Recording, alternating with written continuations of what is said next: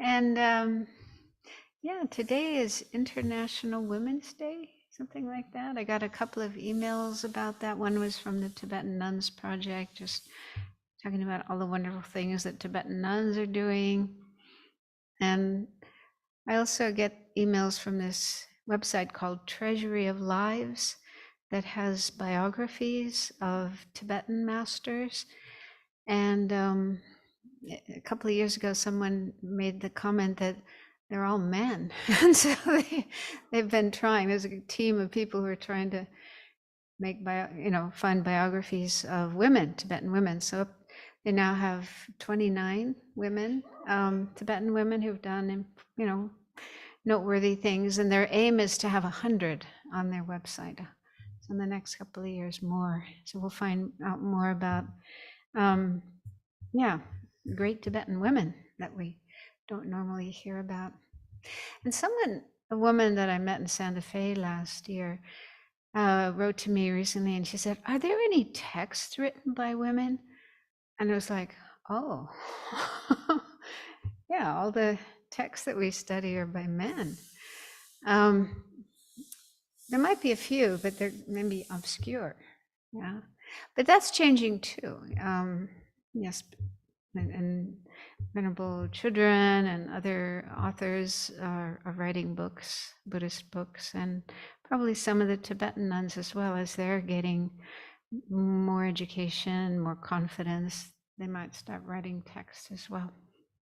So it's an exciting time for women. And maybe we can dedicate our session tonight that, Buddhist women and all women everywhere will have greater opportunities for education and everything else they need and wish for to live a, satisfying and healthy life and make contributions to the world. The world needs, the Dalai Lama says that, the world needs women's energy, compassion, and skillful means. So let's do the prayers and then we'll do a little bit of meditation.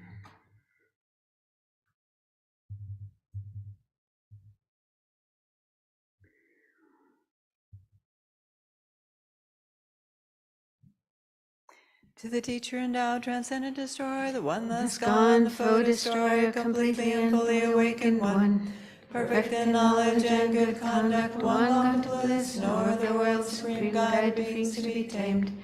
Teacher of gods and humans, to you, the Buddha endowed, transcendent destroyer, the glorious conqueror, Shakyamuni, I prostrate and go for refuge. When, O supreme among humans, you were born on this earth, you paced 7 strides and said, I am supreme in this world. To you who are wise, then I bow. With pure bodies, form supremely fine, wisdom ocean like a golden mountain. Fame that blazes in the 3 worlds, winner the best supreme guide, to you I bow. With the supreme signs, face like a spotless moon, color like gold, to you I bow. You are immaculate, the 3 worlds are not, incomparable wise one, to you I bow. Great, compassionate protector, all-knowing teacher, field of merit and good qualities, vast as an ocean, to Tathagata I bow. Through purity, freeing from attachment, through virtue, freeing from the lower realms.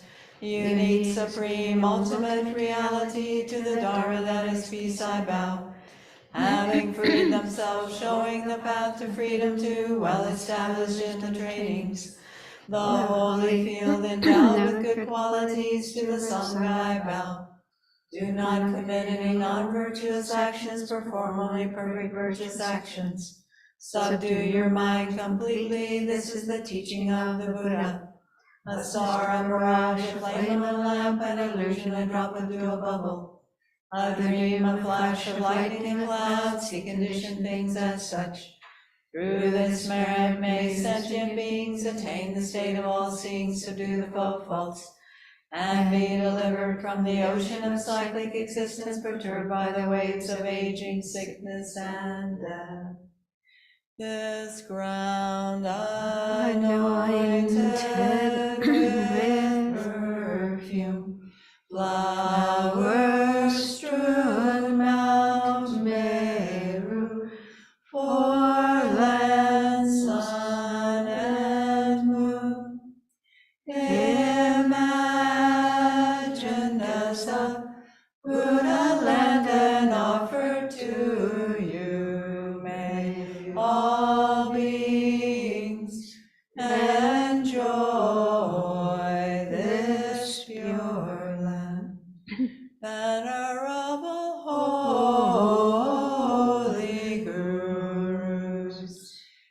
in the space of your truth body, from billowing clouds of your wisdom and love, let fall the rain of the profound and extensive Dharma, in whatever form is suitable for subduing sentient beings.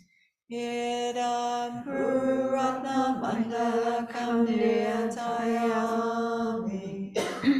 I take refuge until I have awakened in the Buddha, the Dharma, and the Sangha. By the merit I create by listening to the Dharma, I will attain Buddhahood in order to benefit all sentient beings.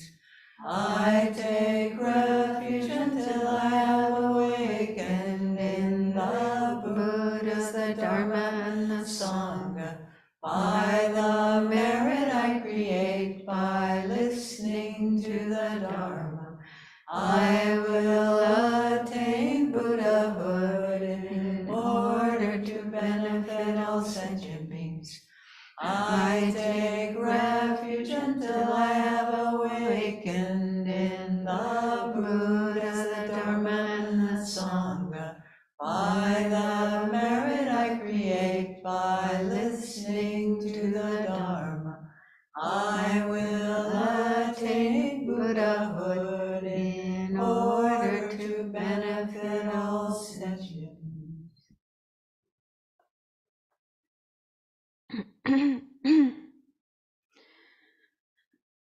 So take a few minutes to make sure that you have a really positive, altruistic motivation as your reason for being here.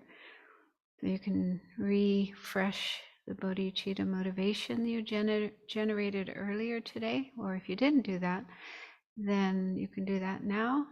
So really try to feel the wish to benefit all living beings who have benefited us in countless ways in our past lives and in this present life, and will continue to benefit us in future lives.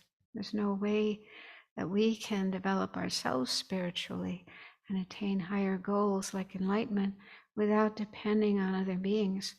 And so it's only natural that we do things for their benefit on their behalf. So see if you can think that you're here to learn more about the path to enlightenment so that you can become enlightened and be able to benefit all other beings.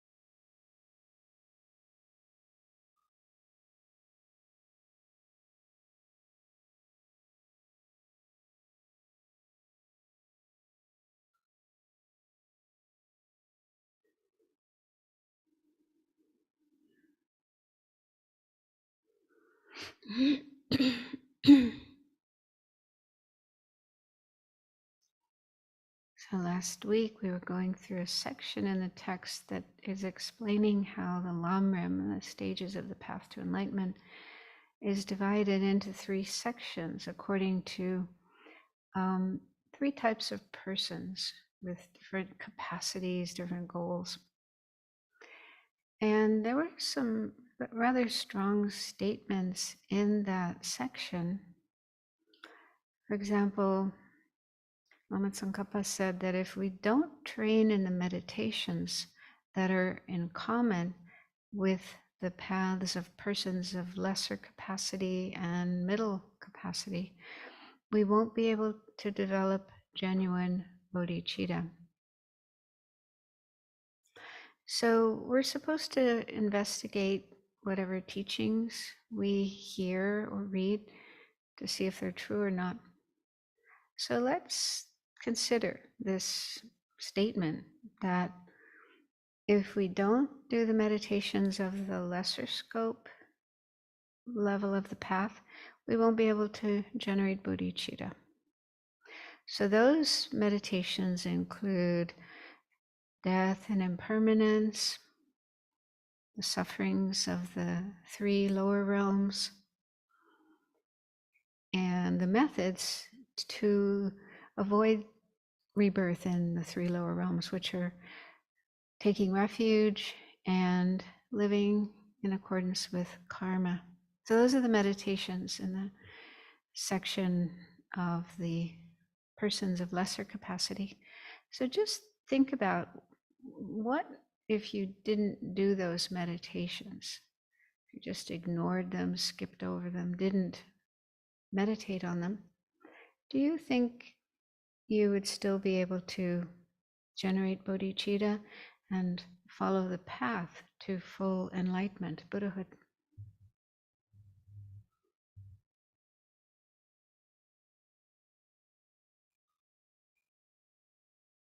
And see if you can come up with some reasons, pro or con, whichever view you have.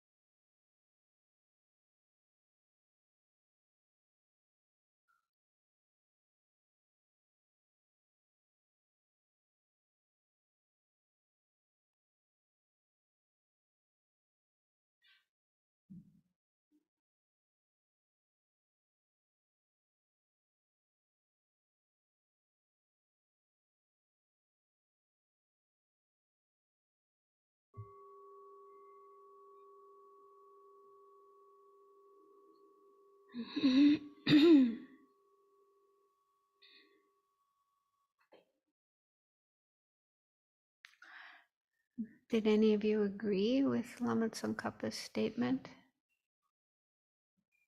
Anyone disagree? Be brave. Don't don't be shy. So what reasons did you have for agreeing with what Lama Tsongkhapa said?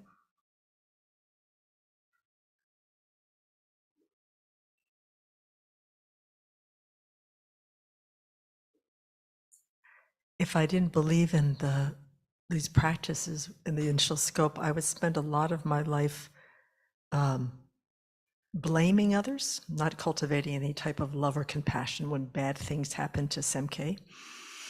I would be terribly afraid of death.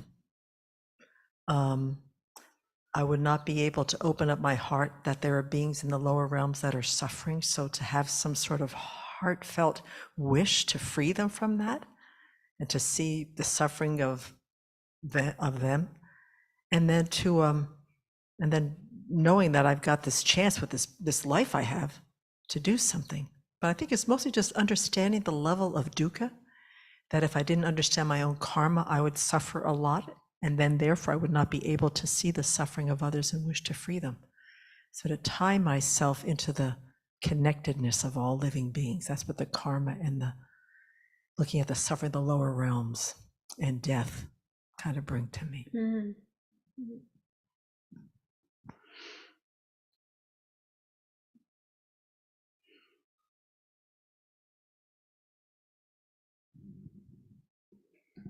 If I didn't go through the topics of the initial and the middle scope, then it's very difficult to want to be free of samsara. It's difficult to, to see the disadvantages and not be hooked by what is appearing, and and not understanding that the suffering of change and pervasive condition suffering, and then if that's not the basis, then it's pointless to become a Buddha, because the basis of being a Buddha is to be able to help sentient beings, get them out of samsara, all these sufferings. Mm.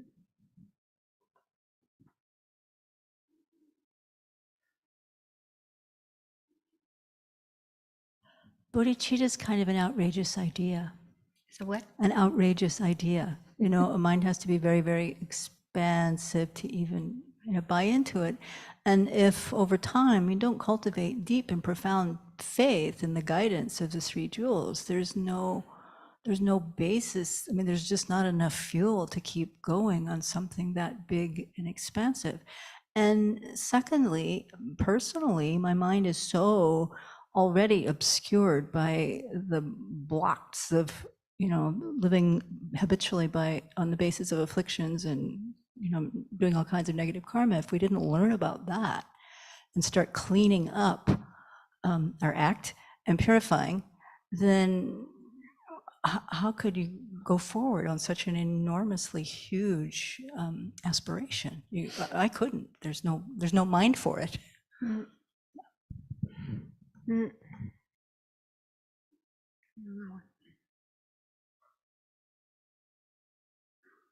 It seems without some real awareness of death that, and I know this for myself, that I can use these higher level meditations, but the purpose really is to reduce my afflictions in this life.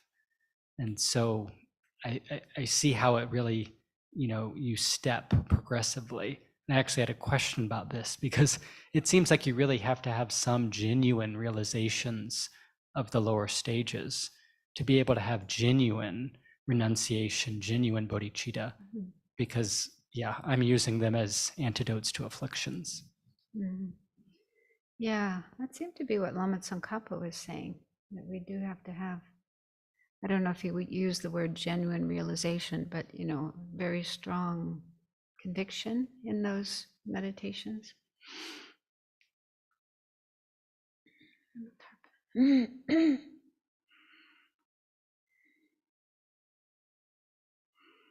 I did a little bit like a syllogism in my head, and it came up to the because there would be no reason to generate bodhicitta for me. It doesn't make any sense. If it's like you don't have the first and second noble truths, and you don't have the third and fourth noble truths, in a way, if you don't have renunciation, because then what's the purpose? Why would you want to be? There seems no purpose for bodhicitta in my mind. Mhm. Yeah, I was thinking about there are Buddhist Western people who consider themselves Buddhists, and some I think are also following a Mahayana tradition like Zen, but they don't believe in rebirth. They don't. I had some correspondence not long ago with somebody who was doing an FPMT online course, and he said that he had been going to some other Buddhist groups like Zen, and they didn't talk about rebirth at all. And he was like really surprised that in these FPMT programs we're talking about rebirth and reincarnation. And like, you mean that's part of Buddhism? And it's like, so I mean, I don't know if these groups that he was going to, they don't believe in reincarnation, or they just don't talk about it because it's not a very popular topic. You know, a lot of people are, I don't want to hear about that. What are you talking? You know, like they just don't accept it. So then it really makes me wonder. So if you're a Zen practitioner, for example, and they have these, what they call the 4 great vows, where they say sentient beings are numberless, I vow to save them. Enlightenment is impossible, I vow to attain it. Something like that, you know. So they may, you know, this is part of their liturgy, they recite. But then if they don't believe that there's anything beyond this life, you know, how do they make sense of that? Maybe they don't. Maybe they just say the words because they're nice to say. But I mean, yeah. So if you only believed in this one life, to me, it seems impossible to generate bodhicitta. You could say the words, yeah, I want to become a Buddha and help all beings, but you know, if your perspective is, oh, you know, when this life ends, that's it. Anyway, so that's something that I find very, very puzzling and kind of incomprehensible. So anyway, we can continue contemplating that and investigating and then checking it. And I do, yeah, I seem to recall some years ago there was one Lama who spent some time in Japan and was looking into the Buddhist traditions there. And he made the comment that that's one thing that they lack. They don't have methods for developing bodhicitta.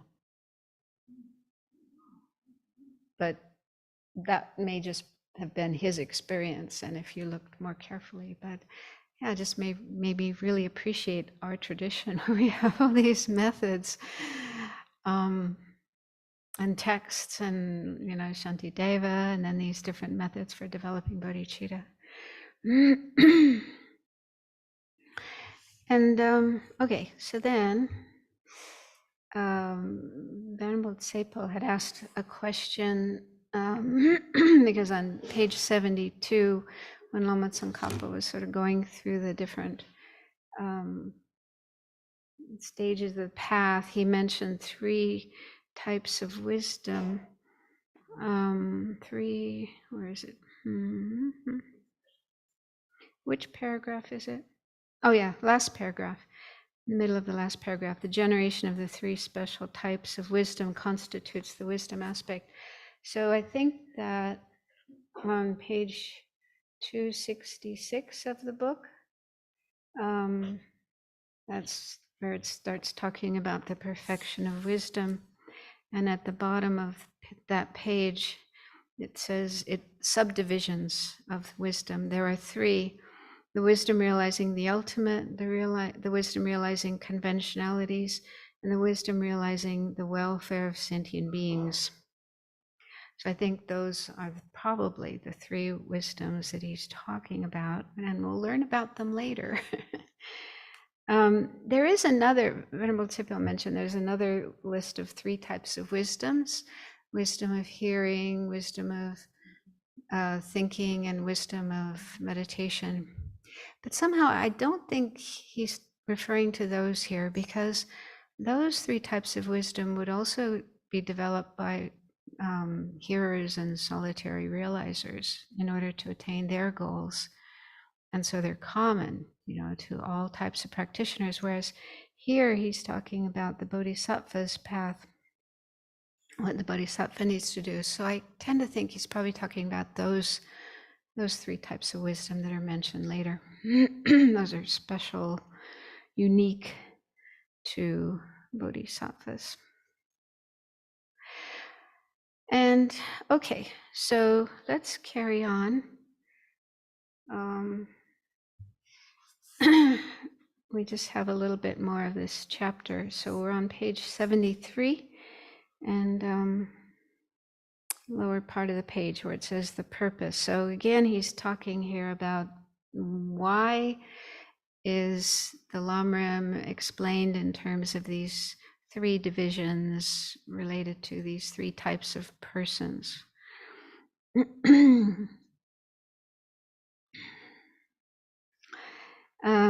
So it says, if the Dharma teachings of persons of lesser and medium capacity are the preliminary practices of persons of great capacity, it should indeed be acceptable to consider them the stages of the path of persons of great capacity.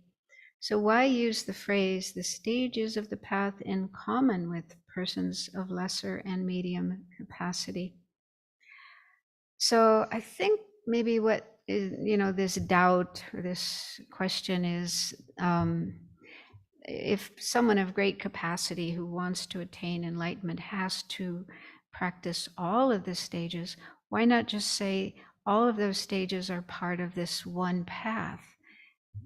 For someone of great capacity, why it's, maybe they think it's kind of an unnecessary complication, to divide it up in that way. So why not just say a person of great capacity has to start practicing death and impermanence, and then 3 lower realms, and and this is all the path of the person of great capacity. I think that's the question that's being asked. So then Lama Tsongkhapa goes on to say there are 2 major purposes for making this division into 3 levels of beings and guiding them accordingly. First, it undermines the conceit of someone who, without even having given rise to the mental attitudes common to persons of lesser and medium capacity, claims to be a person of great capacity. So that's a possibility, that if, there was just this one path for a person of great capacity, and someone says, oh, that's me. Yeah, I want to become a Buddha to help all living beings, so I'm going to follow that path, and then gets arrogant about that, conceited about that, and thinks they're better, then then there would be these other paths. One path is for the person of lesser capacity, another one is for the person of medium capacity. So this person who thinks he or she is great capacity might look down on those other people and their practices as well, and feel a sense of superiority to them. So that's one reason for presenting it in that way. And that kind of reminds me of an experience I had. When I was first in India, I spent about 5 months in Dharamsala going to classes at the Tibetan library and learning the Lamrim and things about Tibetan Buddhism. And then I had to travel to Nepal, and on the way to Nepal, I was in Lumbini, which is right on the border, and that's the place where the Buddha was born. And I was just walking around, and I found this tiny little Buddhist center, and went inside, and there was a Theravada monk with saffron robes sitting there. I think he may have been the first Theravada monk that I met. And we just started having a conversation about this and that. And I remember my attitude was like superiority, because I'd heard, oh, we are Mahayana and we are superior to the Theravada, those who are just aiming for their own liberation. And I think I may have even spoken in such a way to him. And I thought, now I look back and I think, oh my God, here I am, this baby Buddhist, and I don't even have renunciation, I don't even have the first level of the, the understanding. But just because I've learned a little bit about Lamrim and I know about these different paths, I think I'm superior to this person. So yeah, I clearly fell into that, that trap. Okay, then there's a second purpose.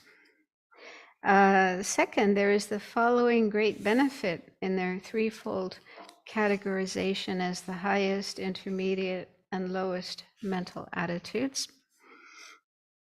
Since the two more advanced beings also need to strive for higher states and for liberation, there is no problem with teaching great or intermediate disciples how to train in those levels of contemplation, because this will give rise to excellent qualities. I'll finish this section then and explain it. However, if a lesser being begins training with the more advanced levels, the more advanced attitudes will not arise. And since they have neglected the lower levels, nothing at all will arise. So I think what he's saying there is that if there is a person who is of great capacity, who has that, ability to aim for Buddhahood, or a person who is of medium capacity and has that ability to aim for nirvana, they still have to learn these more basic practices like impermanence and death and karma and so on. And when they are learning those, they will benefit. It will be beneficial for them. They will develop good qualities. But if we had just this one whole path going all the way to enlightenment, and if there's a person who's of initial capacity, the lesser capacity, and if you have them start with the higher ones, you start them developing bodhicitta, they haven't even generated renunciation, they haven't even generated concern about future lives, and you teach them bodhicitta and try to get them to develop bodhicitta, they won't be able to do it. It won't work, and they won't develop any good qualities at all. I think that's what he's saying there. Moreover, some fortunate persons with higher capacity who have been taught the common path and already trained in it, whether in this life or in a previous life, will quickly develop excellent qualities. Having developed the lower ones, they can then easily be guided through the higher levels. Thus, their path will not be prolonged. So if somebody does, maybe from past lives, they already did some meditations on bodhicitta and generated that attitude. So if even someone like that, if you start them off, with the meditations for the person of lesser capacity, there's no problem for them. They'll get those really quickly and they'll be able to speed along the path. So there's no harm in arranging the meditations in this way. And then he says, the need to develop the mind gradually is exemplified using the analogy of a skilled jeweler gradually cleaning precious stones, as stated in the Questions of King Dharanishvara Sutra. So he didn't elaborate on that here, but in Geshe-Zopa's commentary, it talks about it, I guess, in ancient India, when jewels were extracted from the earth, they go through several processes to clean them. First, they get rid of the roughest, impurities, and then another process to get rid of subtler impurities, and then another process to get rid of the subtler ones, and so on. So I don't know what they do nowadays, probably something similar. Yeah. So the polishing of stones goes through different stages, but in the end, you have this very beautiful, shining jewel that you can make into jewelry.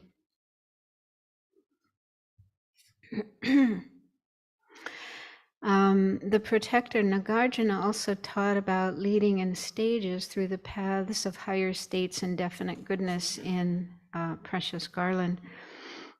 First, the qualities of higher states, then those of definite goodness come forth. Therefore, once you achieve higher states, definite goodness will come by stages.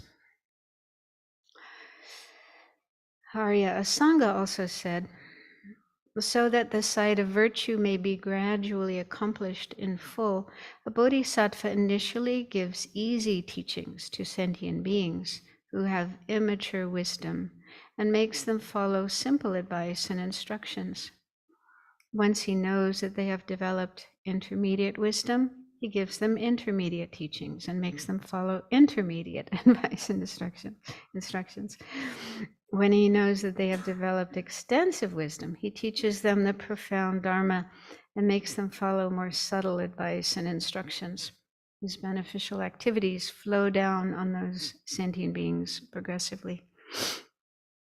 So that makes complete sense that, when not everyone's at the same level when they start off. Some may be quite already highly accomplished spiritually, but some people might be quite rough, someone who, like the drug dealer, someone who comes from that kind of background and maybe they're involved in, unwholesome, non-virtuous activities and their mind's very agitated and afflicted.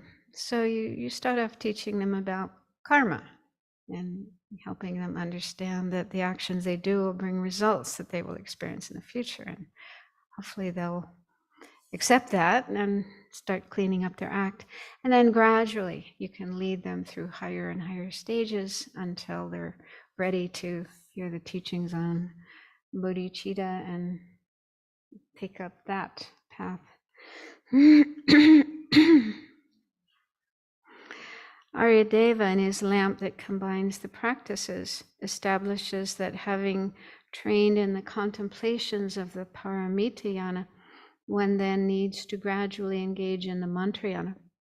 Summarizing the meaning of this, he says, when sentient beings who are beginners engage in the ultimate purpose, the method, so the Buddha said, resembles the steps of a flight of stairs. So, climbing stairs is another helpful analogy to understand the need to go gradually. So if there's a building that has, let's say, 4 stories, 4 levels, 4 floors, but no elevator, there's only a staircase. So you can't just suddenly leap up to the 4th floor. You have to go gradually, step by step, through the different levels. So in a similar way, our spiritual development, knowledge and development of qualities and realizations and so on needs to go in a gradual way, step by step. Okay, any questions about that section before we move on? I just kind of summarized the main points there.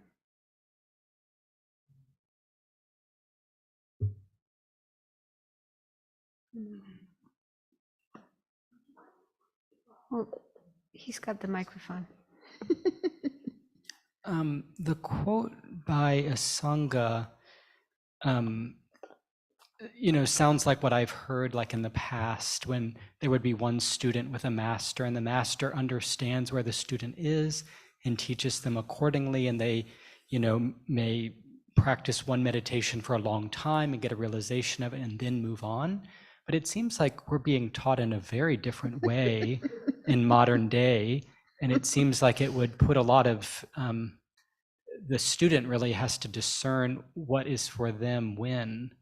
Could you talk a little bit about that? Because it seems like, one method is, cycling through Lamrim topics, but maybe if you're not even an initial level practitioner, you need to emphasize the initial level.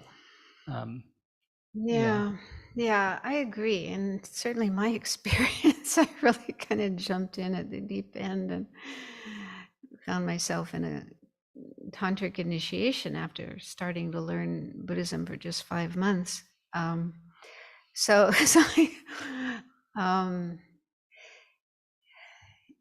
I suppose, I mean, there are, reasons for that. One is most of us don't live in Buddhist countries, and so teachers, either we have to go where the teacher is or the teacher comes to where we are, but is only there for a short amount of time, and so they kind of want to pack in a lot.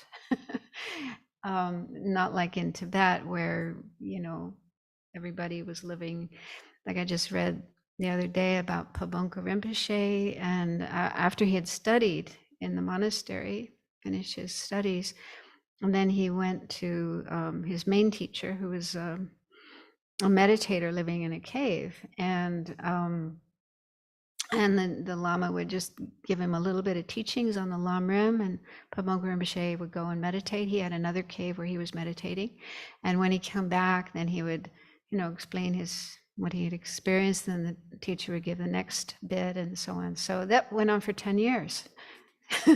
So he just learned little by little. The Lamrim would meditate on it, and then get insights, and then go back for more.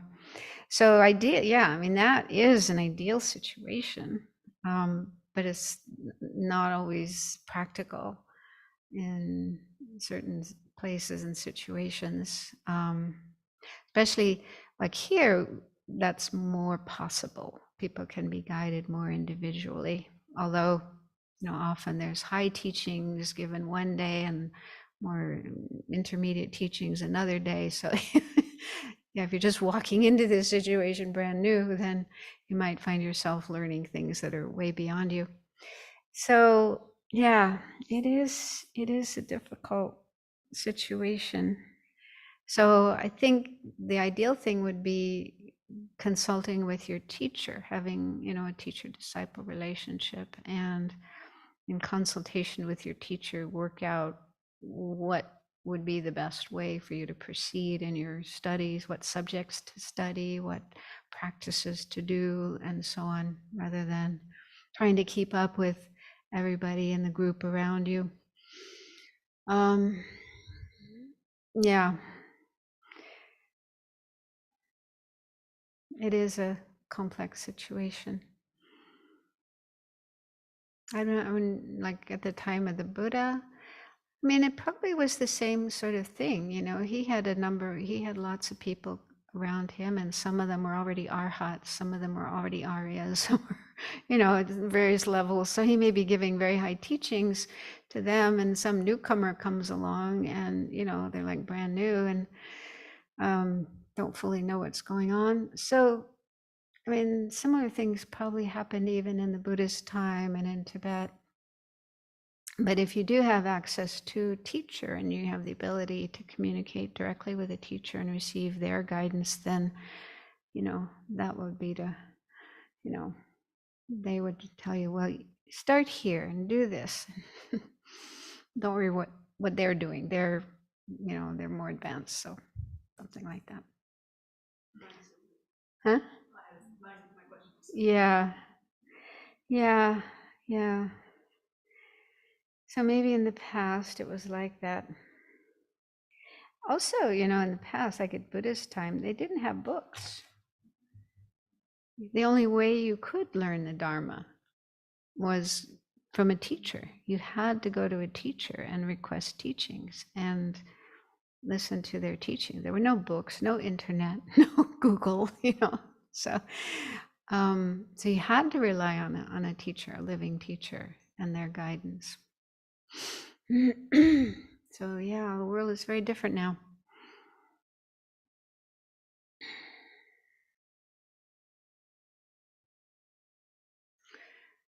So just before we finish this section, there's this really beautiful verse. The next slide.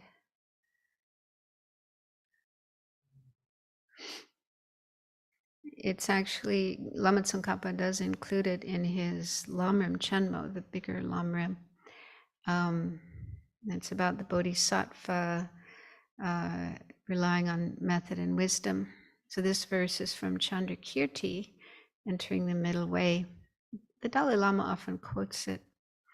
It says, with broad white wings of conventional and ultimate truth, the king of swans, accompanied by the flock of sentient beings, flies on the powerful winds of virtue to the supreme far shore of the ocean of a Buddha's perfect qualities. So this is just going back to the idea of having the two sides of the path, method and wisdom. So method includes, well, what he says here is everything up to wisdom. So the whole path from the beginning up into the perfection of wisdom is included in method. And that's related to conventional truths. Those are all conventional truths. So that's one wing, one side of the path. And then wisdom, mainly the cultivation of the wisdom, realizing emptiness. So that's the other wing, the other side of the path related to ultimate truth. So with those two wings, the Bodhisattva, like the king of swans, leads other beings, other swans, us sentient beings, on the powerful winds of virtue to the state of full enlightenment, Buddhahood. That's kind of a famous verse, and I just wanted to share it. Very beautiful. Okay, so next, the last bit of page 75 says, this is the next part of the outline, the actual way of taking its essence. Okay, so once we have learned about the perfect human life, precious human life, and are convinced that we want to use it in a way that's meaningful and beneficial, that's the meaning of taking the essence. Taking the essence of this life means using it wisely and skillfully to create virtue and do what's beneficial and work for these higher goals. So the actual way of taking the essence of this precious human life has 3 points: training the mind in the stages of the path shared in common with persons of lesser capacity, training the mind in the stages of the path shared in common with persons of medium capacity, and training the mind in the stages of the path unique to persons of great capacity. So the rest of the book, the rest of the text will be covered by those 3 points in the various meditations. Okay, so first is the stages shared with persons of lesser capacity. So that begins with the next chapter, chapter 8, which is called Death and Future Lives. So I made a slide just to kind of give a sneak preview of what's included. Next slide. Yeah. What's included in this section of the Lamrim. So the first thing we need to do is generate concern about future lives. And we do that by realizing that we're definitely going to die. So that's the topic of death and impermanence, the first one that we'll be looking at. And then secondly is contemplating the sufferings of the 3 lower realms, so learning about those situations that we could find ourselves going to in our next life if we're not careful. And so after contemplating those points, then ideally you feel some concern about future lives and want to avoid an unfortunate rebirth and get a good one. And then the method to do that, 2 methods. The methods for gaining happiness in future lives are 2, taking refuge in the 3 jewels, and then living your life in accordance with karma, avoiding non-virtue, creating virtue. So there's kind of 4 main topics in this section of the Lamrim. And one thing that used to kind of trouble me a little bit was, this kind of teaching almost makes it sound like only Buddhists can avoid bad rebirths. You have to be a Buddhist. You have to take refuge in Buddha, Dharma, and Sangha in order to have a good rebirth and not go to the lower realms. Yeah, when you put refuge there along with karma. But I've heard the Dalai Lama talk about that and say, no, this is for Buddhists, and this text, obviously, this is a text written for Buddhists, so it isn't the case that only Buddhists are able to go to fortunate rebirths. People of other religions who have some system of ethics, and they may not use the word karma, but certain actions are to be avoided, like the 10 Commandments in Christianity, things to avoid, things to do. So if you're following another religion and being very careful about your behavior and following the guidance of the teacher, the founder of that particular religion, as long as you are creating virtue and not creating non-virtue, then you can go to a fortunate rebirth as well.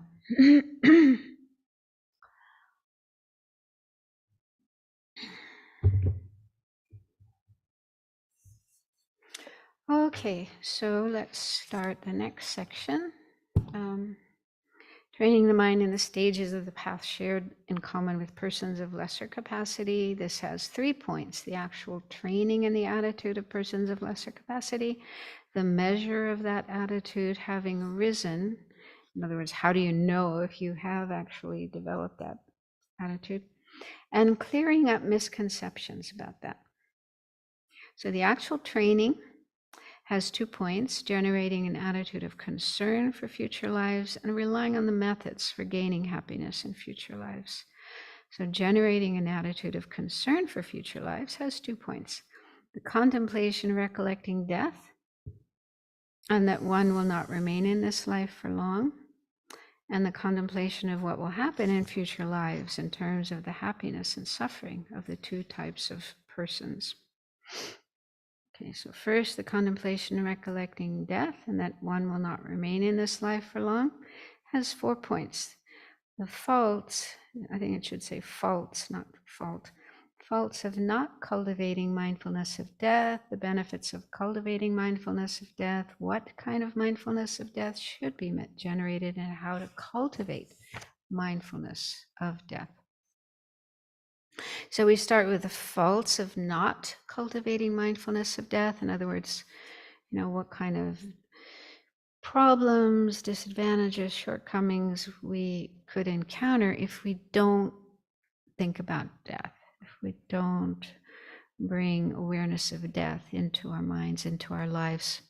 So this is helpful because I think, especially with a topic like death, it's not something people run to. It's not like the most popular topic for people. A lot of people just want to avoid thinking about it, talking about it, hearing about it. Almost like it's a taboo subject. It's a dirty word, right? So a lot of people in the world have that kind of attitude. And so they may go through their whole life without ever really thinking carefully about death and dying and what that means to them and how that impacts their life and so on. So in Buddhism, we're very much encouraged not to have that attitude, but instead really think about death and impermanence. So it's good to know why, what are the reasons. So we'll look later at the benefits of having mindfulness of death, but we first look at the faults of not doing so. And these aren't really numbered here in the book, but I kind of came up with 5, so I numbered them on the slide. Although we all have the thought that at the end of our life, although we all have the thought that at the end of our life will come our death, each day we think, I will not die today. And today too, I will not die. I don't know if we consciously think that, but I think we live our life with that assumption. We make all these plans and expect that all these things are going to happen today. We don't consider death happening today. So it just doesn't play a role in our plans for a day or even a year or even a life. We don't include death in our plans. In this way, right up to when we are about to die, our mind holds on to the idea that we are not going to die. So even, last minute, the day when you are actually going to die, could still be, your mind might still be thinking, I'm not going to die today. It's not going to happen today. Right up to the last moment, especially if it's something really sudden, like a car accident or a heart attack, Yeah, and so this is connected to a misconception that most people have, thinking that things that are impermanent are not impermanent but are permanent. So we've heard about that many times. It's just a conception that we have, probably from past lives. We just tend to see things as permanent rather than impermanent. And so our thoughts are mainly focused just on this life as if it's going to last forever. So then, reading between the lines, as a result of this, you're not prepared for death. You're totally unprepared, which happens. So many people, they're just completely unprepared, completely freaked out when they are faced with death.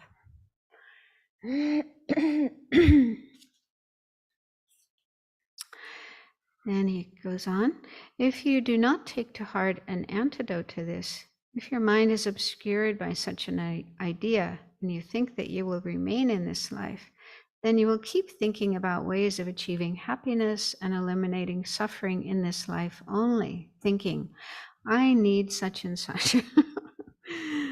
A mind analyzing meaningful goals such as future lives, liberation, and omniscience will not arise. Thus, no opportunity will be created for engaging in Dharma. So, if we have this kind of tendency to just keep thinking death isn't going to happen today, it's not going to happen today, and so on, then our mind will be totally preoccupied with just this lifetime, how to have more happiness, how to avoid suffering.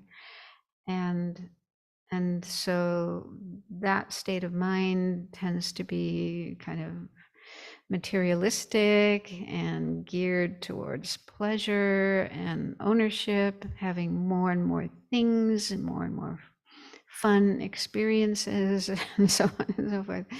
And so we're just totally occupied with this life. And there's just no space in our mind to think about higher goals like rebirth, good rebirth, liberation, and enlightenment.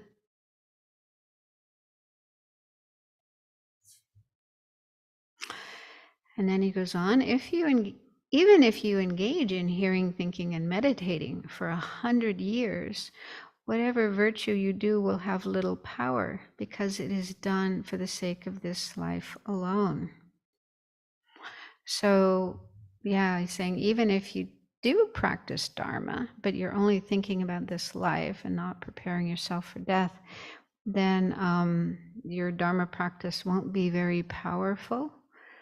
And it's also possible that it could be corrupt. You're just thinking in terms of your own happiness and wealth and health and reputation and just the things of this life. And so that's not the right motivation. That's the 8 worldly dharmas, and which is kind of opposite to pure dharma.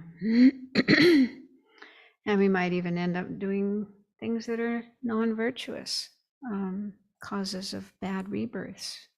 So we're sending ourselves to a bad rebirth. Well, that's the next point. He says, since you will engage in them in conjunction with faulty behavior, bad actions, and downfalls, it will be rare for them not to be mixed with the causes of lower rebirths. So if you're not thinking of death and what comes after death, then it's very easy to slip into deluded, afflicted states of mind and ways of behaving, and then, creating the cause for suffering rather than happiness.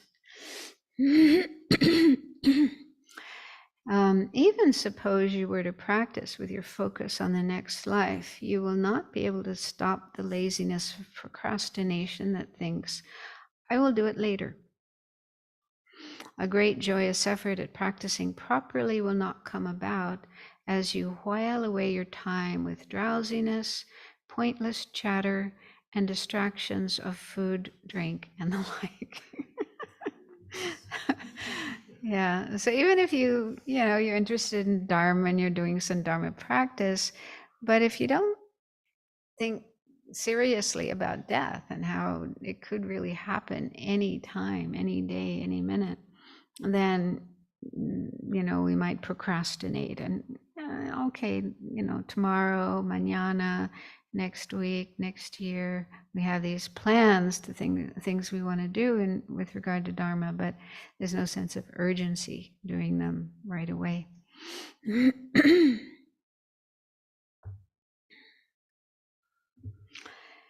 then he says, not only that, through putting great effort into the excellences of this life, the mental afflictions and faulty behavior induced by them increase, and you turn your back on the nectar of Dharma.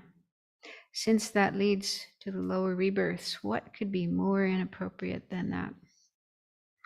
The 400 stanzas of Arideva says, when someone sleeps as though at ease, as though the ruler of 3 worlds, the Lord of Death, did not exist, what else could be more awful than that? Yeah, so just like relaxing, thinking, oh, everything's fine, nothing to worry about, but this reality of death hanging over us is very unwise. And then Shantideva, entering the Bodhisattva way, says, everything must be left behind. Not understanding that this is so, I did bad actions of all kinds for the sake of friends and foes. Okay, so those are faults of not cultivating mindfulness of death, not thinking about death. And other Lamrim books have similar information, but they also mention a 6th disadvantage, which is dying with regret. So that's pretty powerful to think about. Yeah, if you live your life in this way, then when you do come to the end of your life, about to die, there could be a lot of regrets. And that's not a good state of mind, unless you know how to purify and you have time to purify before you die, but that's not always possible. Not everyone knows how to purify, and so a lot of people die feeling regret of mistakes they made, non-virtuous things they did, and yeah, so that would be a troubled state of mind, not a peaceful state of mind. And just to say, Geshe Zopa in his commentary to this says that this discussion doesn't mean we should never do anything to achieve happiness and prevent suffering in this life. So it may sound like that, we should just give up everything and only work for the next life. So that's not the meaning. So he says the point is to try to avoid working only for this life, exclusively for this life. It's a question of priority and motivation. So, for example, that phrase, do you live to eat or do you eat to live? So here we train to contemplate that we're eating food in order to have energy to be able to continue our Dharma practice and make our lives meaningful for others and to attain higher goals like enlightenment. Whereas, for a lot of people, they live to eat. Yeah. Eating is such an important part of life, and trying different gourmet foods and so on and so forth. So that kind of thing, that's what we need to avoid. And so we do need to take care of ourselves, take care of our health, and have food and clothes and shelter and so on. But these are all to aid our practice of Dharma, or like number one priority here at least is the practice of Dharma, but we still need these other things to support that. And also for guests, for visitors, if we were just living in caves, dug in the ground, not many people would want to come here and listen to the Dharma. So we also have to provide comfortable, conducive situations for visitors to come and learn and practice.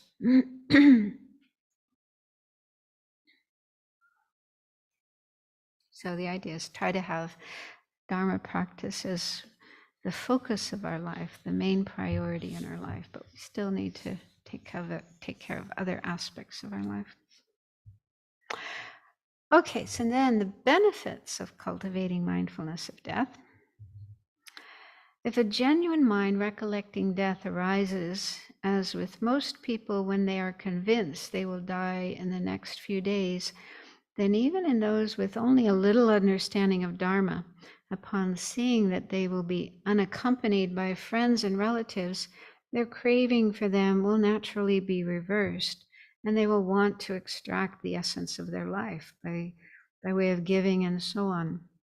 And upon seeing that all efforts made for the sake of such worldly concerns as material gain, honor, and so on are futile, they will desist from faulty behavior. That's kind of a long sentence. But anyway, yeah, if somebody knows they're going to die in a couple of days, like, they have terminal illness, and the doctor has said, it's only a matter of time, get your affairs in order, that kind of thing.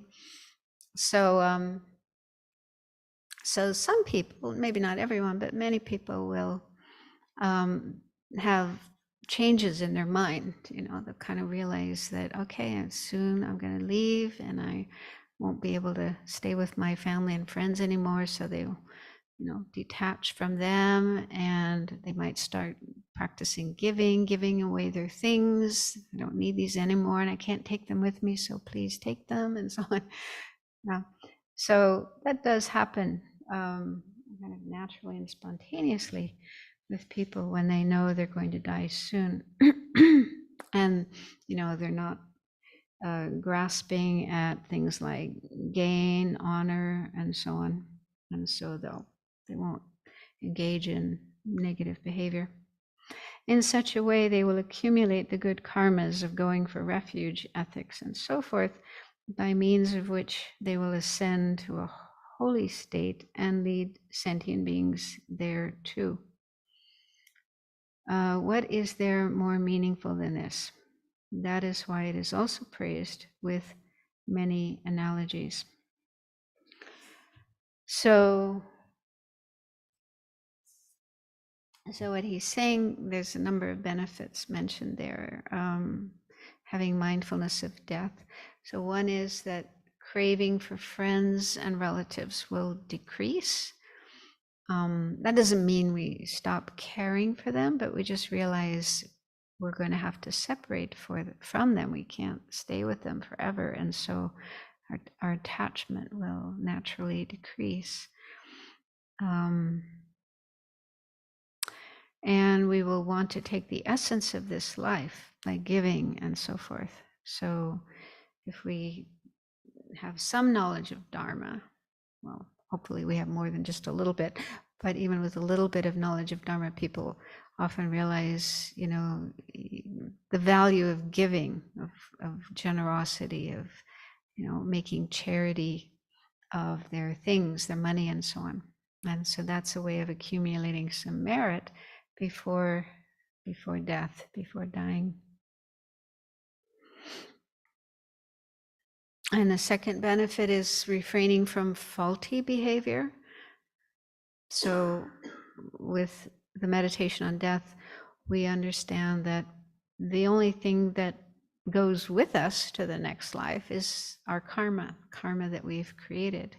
And if we have more negative karma than good karma, then that will be the cause for suffering and problems in future lives. And so we want to make sure we don't have a lot of negative karma to take with us to the next life. So we'll refrain from creating that during our life. And the next one is we'll accumulate good karmas. So that's the best thing to take with us to future lives is good karma. And we can create that by taking refuge, going for refuge, living ethically, and so on. And then as a result of living in that way, we'll achieve a holy state and be able to lead other beings there. So I think he's talking there about enlightenment, which is the ultimate result that we aim for in our practice, becoming a Buddha, fully enlightened, so that we can help all other beings to that state. But even along the way, as we're on the way to enlightenment, going through the different bodhisattva stages, we can also benefit others.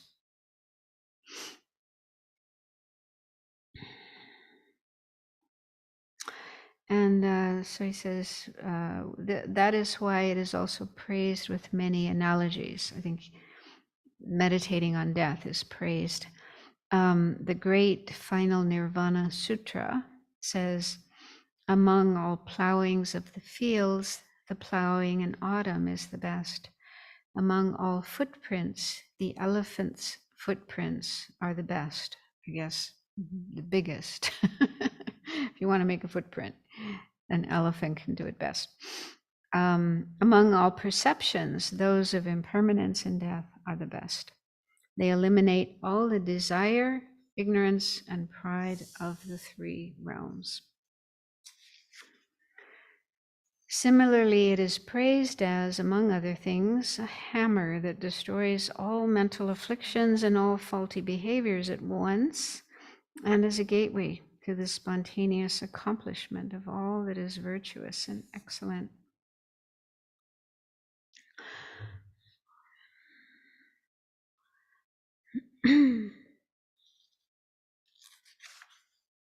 So in other Lamrim books, there's a list of 6 benefits that are a little bit different from these. The first is that if we contemplate death, or maintain mindfulness of death, our actions will become very beneficial. So the things we do in our life will be beneficial, not harmful. Number 2 is our spiritual practice will become very powerful. So awareness of death really gives a boost of energy to our spiritual practice. We won't be sort of lazy, complacent, but, very determined. And then 3 is, it is important at the beginning of the practice. So it's like for many people, some kind of encounter with death or just starting to think about death is like a catalyst for them to take interest in a spiritual path and start practicing a spiritual path. So it really helps at the beginning of our practice. And then 4th is, it is important in the middle of our practice to be able to keep going. Sometimes we may lose energy or become discouraged, but contemplation of death helps us remember, this is serious business. I really do need to practice. Like Venerable Chuni mentioned the other day, this friend of yours who was dying and just before death said that she wished she had done more Dharma practice. Yeah, so awareness of death can really help us see the value of Dharma practice. And then the 5th is, it's important at the end of your practice. I think the end of the practice means enlightenment. So awareness of death helps us to keep practicing all the way through till we reach enlightenment. And the last one is, you will die with a peaceful, happy mind, free of regrets. So that's nice to think about. If we are mindful of death, aware of death during our life, it will induce the wish to practice Dharma, refrain from non-virtue, create virtue, cultivate positive states of mind, make good use of our life, do meaningful things with our life. So then when we do come to the end of our life, we'll be able to die with a peaceful, happy mind rather than regret and fear. Okay, then last paragraph on page 81, he says, in brief, the time for accomplishing the goals of beings is only at this time when we have gained a special human body. We mostly remain in lower rebirths, and even if we make it to fortunate rebirths just once, they are predominantly places lacking freedom, so that we do not find an opportunity to accomplish the Dharma. So he's referring back to the precious human life and how, it's said that in our past lives, most of the time we were in unfortunate rebirths, lower realms. And only occasionally do we manage to get a fortunate rebirth. But even in a fortunate rebirth, there's no guarantee we'll have a precious human life. We'll have all of the conditions to meet teachers, learn the Dharma, practice the Dharma, and so on. So this type of life we have right now is very rare, very precious. If we gain a body suited to accomplishing the Dharma and still do not accomplish it properly, it is because of this thought of, I am not going to die yet.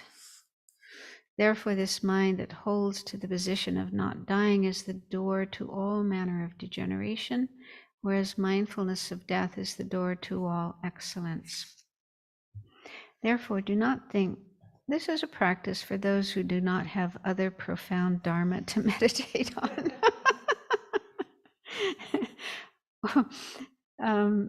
So some people might think that way. They're more attracted to emptiness, bodhicitta. Those are kind of more juicy, interesting topics, but we shouldn't look down on this meditation on death and impermanence. Or, although it is something to meditate on, it should be meditated on a bit in the beginning, but it's not suitable to be practiced continuously. So try not to have those kind of attitudes. Meditate on it until you gain certainty from the depths of your heart that it is necessary in the beginning, in the middle, and at the end.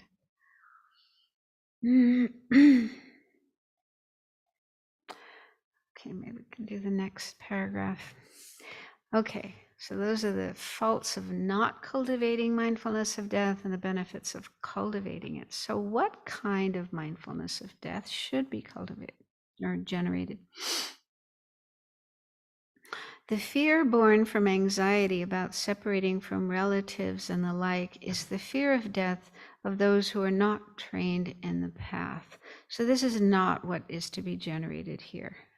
So most people have fear of death because it means, I'm going to separate from my family and my friends and my possessions and my home. And so that's a cause for most people to have fear of death, and also just not knowing what's coming next, what's going to happen next. So that's not what we're trying to generate here. What kind of fear is to be generated? Every physical form taken up through the power of karma and mental afflictions does not pass beyond death. So any time we are born in a physical body, we have to die. It's impossible to be born in a physical body and not die. That's just the reality. This is why, even though you may fear it, you cannot prevent death for the time being. As long as we're still in samsara, we have to go through death again and again. A Buddha, someone who's reached enlightenment, or an arhat, someone who's attained nirvana, no longer has to die. But until then, we still have to experience death. Indeed, you should be afraid of death if you have not stopped the causes of lower rebirths or accomplished the causes for higher rebirths and definite goodness. So that, I think he's saying that's what we should be afraid of. There's a book called Wholesome Fear by Lama Zopa Rinpoche, and he says that, yeah, the whole idea of wholesome fear. He says what we should fear is not death, but dying with an uncontrolled mind and dying without having done anything positive in our life. So I think that's what he's saying here. That's what we should be afraid of. Dying in such a way that we didn't do any virtue, we didn't create any virtue, we didn't make any preparations for death and future lives. That is the thing to be afraid of. That's the thing to be avoided. If you consider your fear about this, there is something you can accomplish so as not to be afraid at the time of dying. So we can't avoid death. Just being afraid of death is kind of useless because we can't avoid death. But what's useful is having this fear of dying without having done any preparation, any Dharma practice. And that's something we can do something about. We can do something about that fear and overcome it and get beyond it. And the way to do that is to just make sure we do practice some Dharma. But if you have not accomplished that goal, then you will be tormented by remorse at the time of death out of fear of not being liberated from the cycle of existence in general and of falling to a lower rebirth in particular.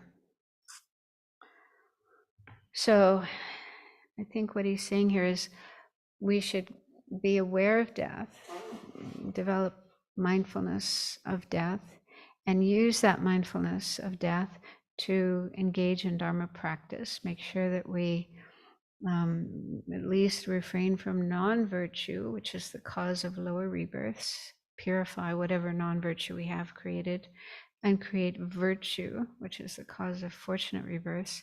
At least do that much in our life as we approach the end of our life, as we approach death. So if we can die in that way, having practiced to that extent, at least, of course, better if you manage to get out of samsara, if you manage to attain liberation in this lifetime, but probably not many people are able to do that. That's maybe not so realistic, but at least if we can make sure that, we won't go to an unfortunate rebirth when we die.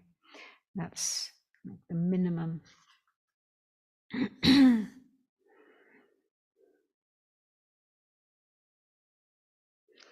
And so, so mindfulness of death, being aware of death,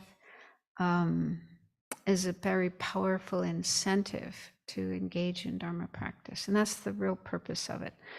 We're not thinking about death to make ourselves scared and, live in fear, but to realize we have a limited amount of time, and what we do in this life will bring consequences in the future. And it's really in our hands. We do have a choice. Make a wise choice, choose to create virtue. Yeah. Do what's virtuous, what's beneficial, and refrain from what is non-virtuous. So if we live our life in that way, we'll be ready for death when it happens and confident of going to a fortunate rebirth rather than an unfortunate one. And even, many stories of practitioners who have a very powerful determination to engage in practice and even reach enlightenment, like Milarepa. So Milarepa once said, "I fled to the mountains through fear of death, and once there I realized the absolute true nature of mind. Now, even if death comes to me, I won't be afraid." So some strong practitioners like him are able to use the awareness of death in a very powerful way and even reach enlightenment in that lifetime. And it sounds like Lama Tsongkhapa did the same. So that shows the power of awareness of death, using that in one's life to really focus on what's important and not waste time doing things that aren't important, aren't beneficial. And just make sure that at the very least, we can be assured of a fortunate rebirth and not an unfortunate one. So I think we don't have time to get into the actual meditation. So we'll start that next week.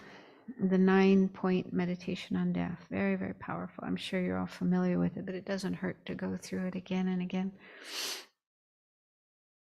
Okay, any questions? Yeah. Although it's inspiring to hear about Milarepa and Lama Tsongkhapa, I'm nowhere, I'm still very much a beginner on the path.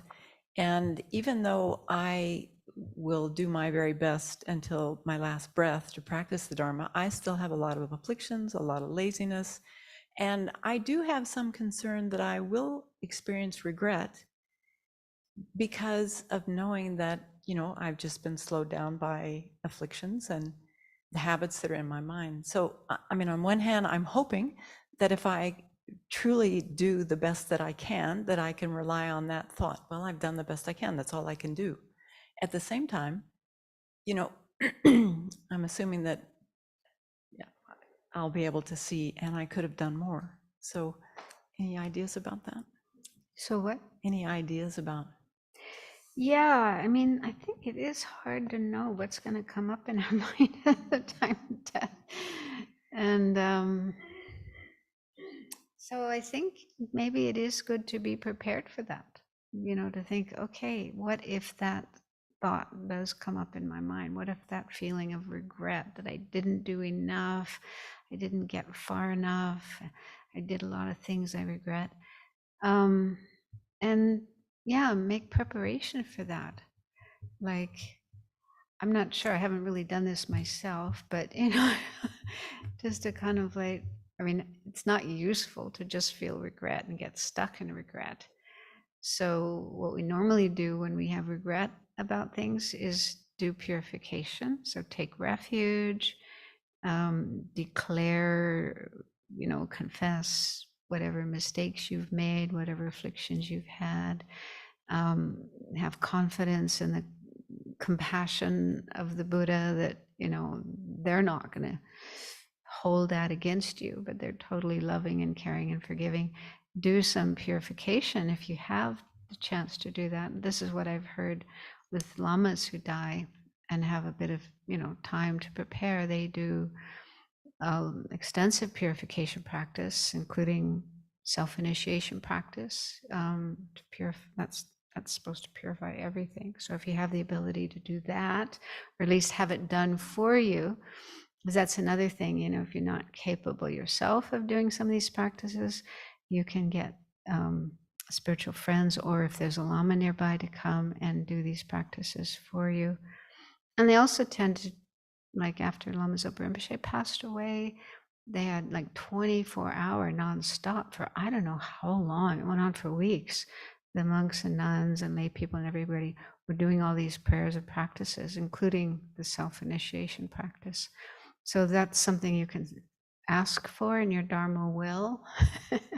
Make a Dharma will and specify which kind of practices you would like done for you as you're dying and after death.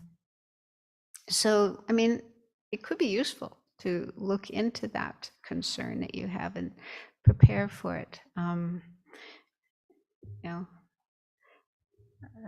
Do what you can to alleviate that. Yeah. So yeah, I have a similar concern. Like right now, it's easy to say, well, I've just done the best I can. I couldn't have done more. But, will that be there in my mind at the time of death, or will I remember all these negative things that I've done and this doubt, maybe I didn't do enough purification, maybe I did more negative things than I should have. I don't know. It's really hard to know. But yeah, I like the idea of a Dharma will, where you specify to your family, friends, people around you, which practices you would like done, what things you would like done. You know about that? before. I just did mine recently. It took me years to get around to it, but I finally did it when I came here, making a Dharma one. And revisit it sometimes. You might want to, make some changes here and there. But that's really helpful. But also, yeah, just think about your own practice from now until the time of death. How can you live your life and practice in such a way that there's less chance of that kind of regret coming up?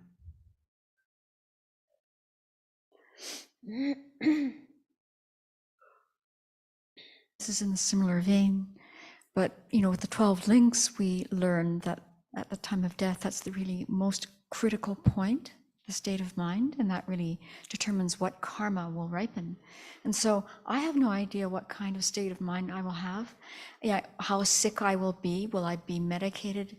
There's so many variables that, I look at how my mind is when I've got a really bad flu and it doesn't really work so well, or if I'm in extreme physical pain.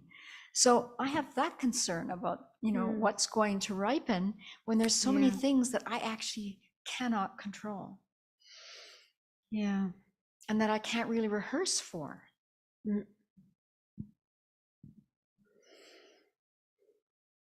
But I think all we can do is in our daily life, in our daily practice, just practice as much as we can. Watch our mind. If we notice afflictive states of mind coming up, don't let them continue, but apply antidotes. Learn how to deal with those kind of states of mind, like anger or confusion or whatever, so that you have some plan in place for if, in case that happens at the time of death. But yeah, there's just so many factors we don't have control over, so many uncertainties. But all we can do is just practice as much as we can now. And I tend to think, the easiest practice to do is refuge. That, if you really train in refuge, make a very strong connection, relationship with the Buddha, even if it's not all 3 jewels of refuge, even just 1 jewel of refuge, the Buddha or your teacher or Tara, just have this very, very strong connection and turn to that object of refuge when you do find yourself in difficulties, pain or confusion or fear or whatever. Just learn to take refuge at those times. And I think in that way, you're training yourself to take refuge at that last moment of life, which is probably the most difficult moment of our life. Yeah, but if we regularly take refuge and make that our go-to place when we have difficulties, then I think we're creating the cause for that to happen at the time of death.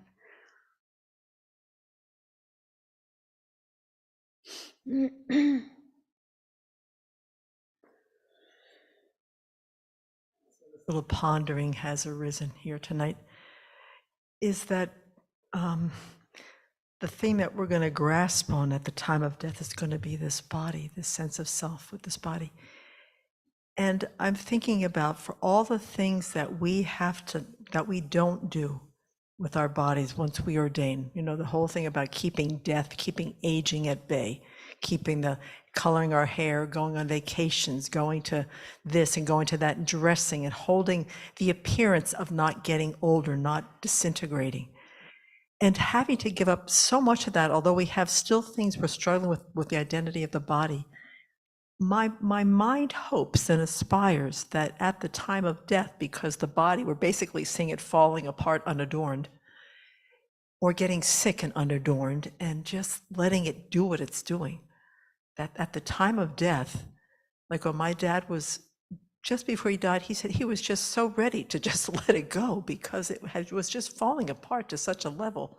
So for those of us who are fortunate enough to live long, as some of us are starting to do, I aspire and hope that gives me a little bit less grasping onto this form, which is why we just get propelled so horribly, so quickly, because we're just wanting another body. Well, I don't want a body like this, so I hope that the Buddha put us in this kind of life to be able to mitigate some of the craving of the form, some of the wanting to just get another one as fast as we can.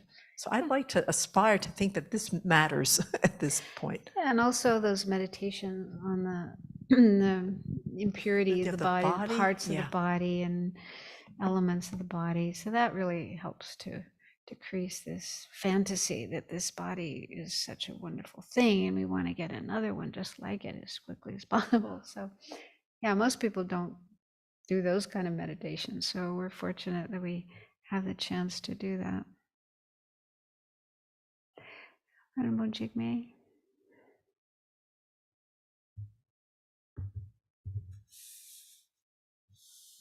I think about a lot of the experiences I had in watching and helping people die in hospitals, and with minds very uncontrolled often, maybe very angry, or, often that was the one. But it always seemed like when people, if they had the opportunity to kind of live long enough and to recognize that they were dying, they turned their mind.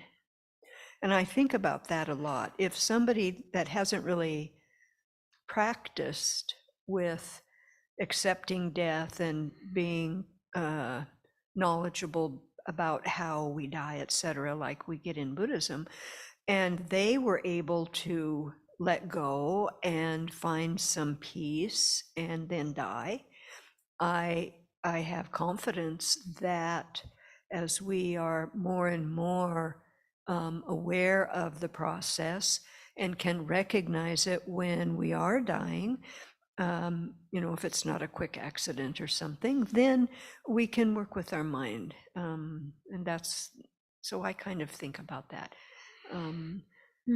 Yeah, I've heard of lots of stories of people who weren't really spiritual practitioners, but they were still very peaceful and accepting peaceful, at the time of death. So yeah, and I think it's because when you get close to death, if you're lucid at all, you know that, and it kind of wakes you up. It's like, oh, it's going now. What am I going to do? And we're trained in that. And we have all kinds of methods Yep. for what to do at that time. Maybe this will be the last one. We should finish soon. Just listening to all this discussion, I've been kind of sitting here the whole time thinking that for me, what I always think that how I'm living is how I'm going to die. And so I think that, the thing of having like the unhealthy kind of regret that comes up, for me, what really works is a kind of level of acceptance of I've done the best I can. And then I need the optimism of, and I can do better. For me, I need that combination. That I've done the best I can, for me, is like an acceptance. But for me then to say, and I can do better, is an optimistic mind. Even if I'm at the end of my life, I believe there's going to be another one. And I believe there's going to be a next moment when I'm in the bardo. So for me, I need that kind of optimism to keep my mind virtuous. And I think that because it happens all day long where we make a lot of mistakes, it's like we have in this opportunity, living here, we have such a great training ground. I love that part of living here, is that we have the opportunity to kind of spend time with ourselves every day and be honest with ourselves and slowly be able to accept ourselves and then hold on to what His holiness is really trying to help us to do, is have an optimistic mind. I think that's my conclusion from the evening. Yeah, I think it's important to develop confidence and optimism and try not to let your mind fall into thoughts like, I'm not good enough, and, low self-esteem and self-deprecation. So if we make a habit of that, as we go through life, not letting our mind wallow in those kinds of thoughts, then I think there's a greater chance that at the time of death we'll be able to have self-confidence and conviction, and that we'll be okay. I'm hoping that. That's what I hope for. I mean, of course, we need to practice great virtue, purify, great, and there's always plenty to do in terms of our practice. But yeah, I think it is important to have that kind of attitude. I've done the best that I can. And I know the Buddhas are going to take care of me. Buddhas and their spiritual teachers are going to take care of us.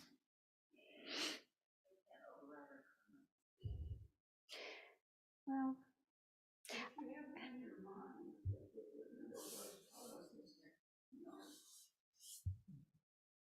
she's always taught us, like why she likes us to visualize the Buddha so that we get in that habit, so that in that moment, then our mind will be virtuous. I mean, it's just going to be hard to have a non-virtuous mind if we're like with the Buddha. They will help us in that way because we're projecting it out there and then, reflecting it back. I really have some faith in.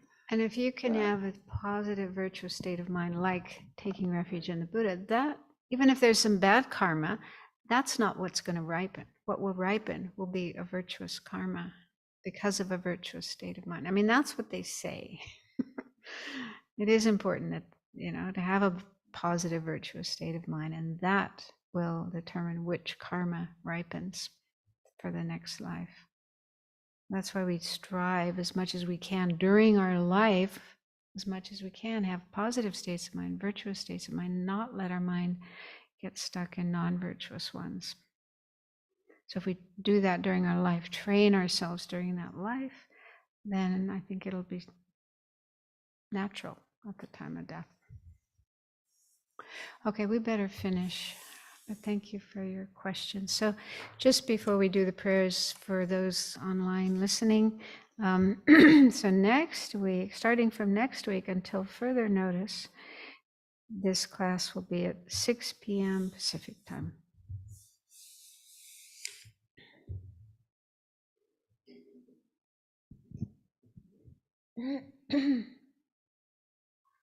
May the spiritual teachers who lead me on the sacred path, and all spiritual friends who practice it, have long life. May I pacify completely all outer and inner hindrances. Grant such inspiration, I pray. May the lives of the venerable spiritual mentors be stable, and their virtuous actions spread in the 10 directions. May the light of wholesome teachings dispelling the darkness of the beings in the 3 worlds always increase. Idam Guru Ratna Mandalakam Niyatayami. Due to this merit, may we soon attain the awakened state of Guru Buddha, that we may be able to liberate all sentient beings from their suffering. May the precious Bodhi mind, not yet born, arise and grow. May that born have no decline, but increase forevermore. In the snowy mountain pure land, you're the source of good and happiness.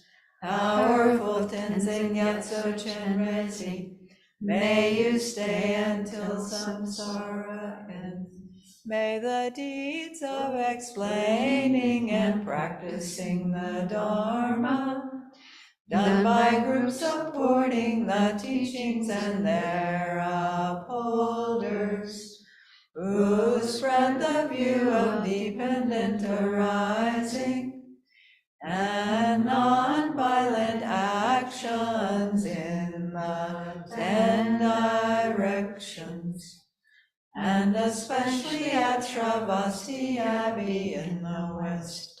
Glory.